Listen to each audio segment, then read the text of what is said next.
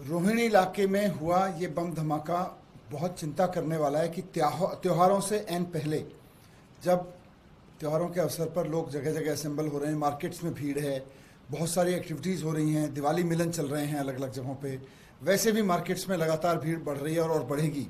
वैसे में दिल्ली में एक धमाका होना ये बताता है कि हमारी केंद्र सरकार किस तरह से हाथ पे हाथ रख के बैठे हुई है। उनको दिल्ली वालों की कोई चिंता नहीं है, कतई चिंता नहीं है। उनको दिल्ली की कानून व्यवस्था की, दिल्ली में लॉ एंड ऑर्डर की, दिल्ली में इंटेलिजेंस की उनको कोई चिंता नहीं है। पूरी तरह से ये केंद्र सरकार का फेलियर है, ये बताता है आज का ये धमाका।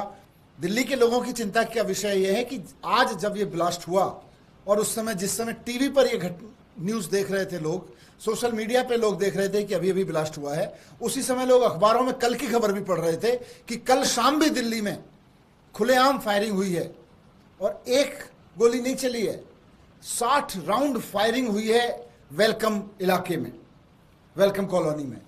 वहां पे एक लड़की घायल भी हुई है। मतलब ये हो क्या रहा है? कहीं से कोई आके दिल्ली में ब्लास्ट कर जा रहा है, कहीं से कोई गैंगस्टर आके खुलेआम हवाई फायरिंग करके चला जा रहा है, 60 राउंड फायरिंग करके चला जा रहा है। किसी गैंगस्टर को कोई डर नहीं है, किसी बम प्लांट करने वालों को कोई डर नहीं है। ये हो क्या रहा है दिल्ली में? और ये आज और कल की घटनाएं होती तो भी बड़ी चीज थी कि चलो ठीक है, वन ऑफ इंसिडेंट है, लॉ एंड ऑर्डर की कोई चूक हुई हो सकती है, कोई एक चूक मान सकते हैं। लेकिन पिछले कुछ दिनों की अगर घटनाओं को देखें तो जिस तरह से दिल्ली में एक के बाद एक गैंगस्टर्स का आतंक हुआ है, रंगदारी वसूली के, बड़े बड़े व्यापारियों से वसूली के जिस तरह से धमकियां दी गई हैं, लोगों के शोरूम के सामने, लोगों की दुकानों के सामने जिस तरह से फायरिंग हुई है, वो सिर्फ कल की घटना नहीं है, वो दिल्ली में लगभग रोज हो रहा है।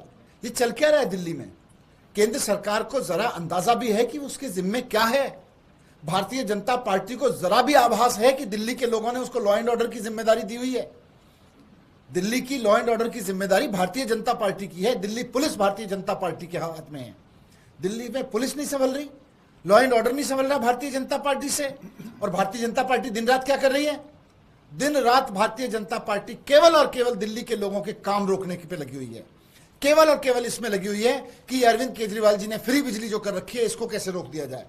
भारतीय जनता पार्टी पूरी तरह से सारी मेहनत, अपना सारा ज्ञान जो भी उनके पास में है, केवल इस बात पे लगा रहा है कि स्कूल और अस्पताल केजरीवाल जी ने जो ठीक कर दिए हैं उसको कैसे खराब किया जाए, तीर्थ यात्राएं कैसे बंद की जाएं, मोहल्ला क्लिनिक कैसे खराब की जाएं, सड़कें कैसे खराब की जाएं, सीवर कैसे खराब किए जाएं, दिल्ली जल बोर्ड का पैसा रोक के पानी कैसे खराब किया जाए लोगों का।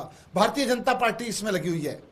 मैं आप सबके माध्यम से भारतीय जनता पार्टी को कहना चाहता हूं कि आप लोकतंत्र में थोड़ा लोकतांत्रिक प्रक्रियाओं का सम्मान करिए।